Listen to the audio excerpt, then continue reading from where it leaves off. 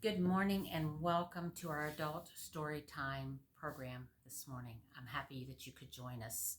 We're taking our stories this summer from a group of twisted fairy tales, the other side of the story, and it takes a kind of twisted look at familiar fairy tales. Today's story is going to be about Beauty and the Beast, and the title is No Lie, I Acted Like a Beast. The story of Beauty and the Beast is told by the Beast, and it is written by Nancy Lowen. Roar, arg, grr. Yep, I've still got it. I might not look like a beast anymore, but I can still act the part. Notice that I use the word act. Acting changed my life. It got me into trouble. It got me out of trouble. It even got me the girl of my dreams.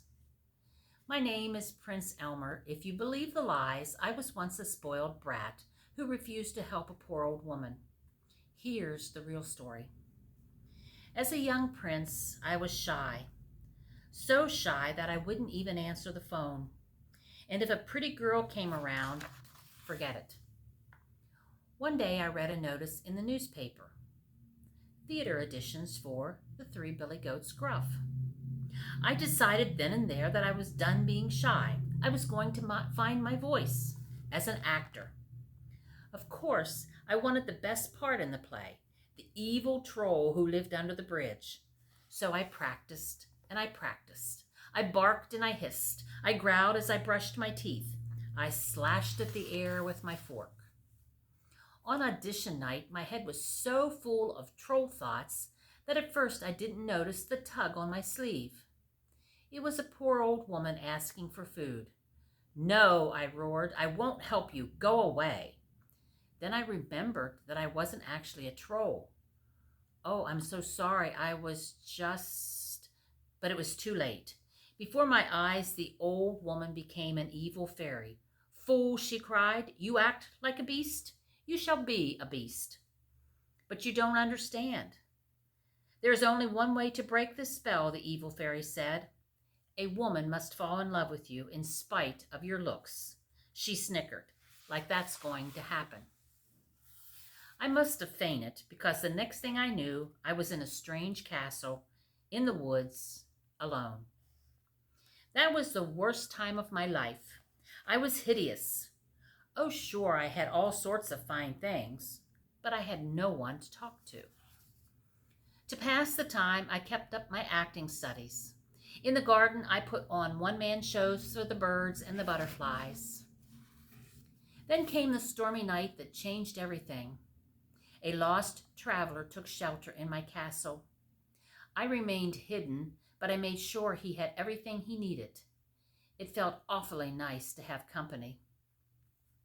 The next morning, as he was leaving, he took a rose from the garden. That gave me an idea.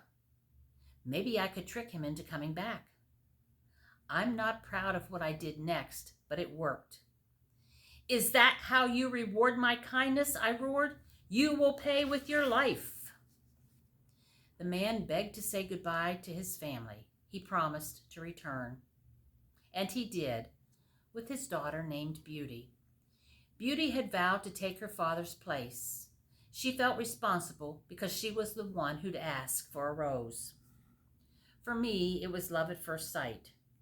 For her, not so much. Who could blame her? I had fur growing out of my nostrils, and I smelled like a barn.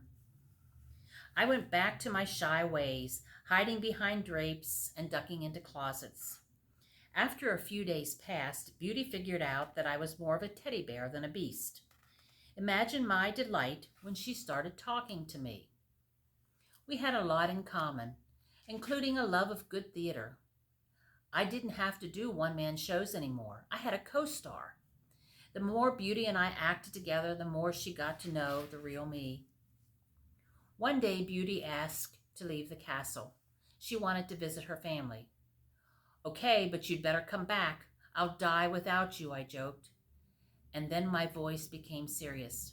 Really, if you leave me, I'll die. Yes, it was a bit over the top. What can I say? I'm an actor. And with that, she left. When Beauty returned, she found me lying on the ground next to the rose bush. I tried not to breathe. "Beast!" Beauty cried out. "Oh no!" Her tears poured onto my fur, but I didn't move. "Oh, Beast, you're the ugliest creature I've ever seen, but I can't help it. I love you, I do." And just like that, the spell was broken. I got my happily ever after. I was a prince again.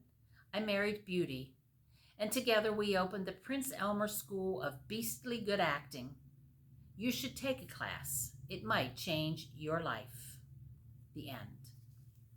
Thank you for joining us today. We hope you enjoyed our story. Until next time, stay safe, be healthy, and have a wonderful week.